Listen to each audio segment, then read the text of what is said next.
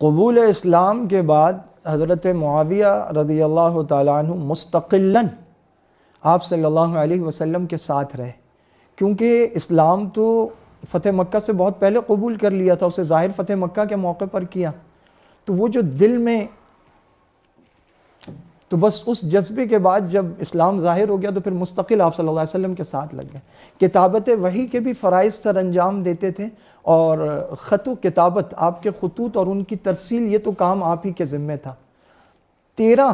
علامہ ابن حزم نے لکھا ہے 13 کاتبین وحی تھے، ان میں سب سے ممتاز درجہ حضرت زید بن ثابت اور حضرت معاویہ رضی اللہ تعالیٰ عنہ، ان 2 صحابہ کا تھا۔ تو اب یہ کتابت وحی اور اس کے ساتھ یہ خطوط لکھنا اور ان کی ترسیل، تو یہ تو پرسنل سیکریٹری ہو گئے نا۔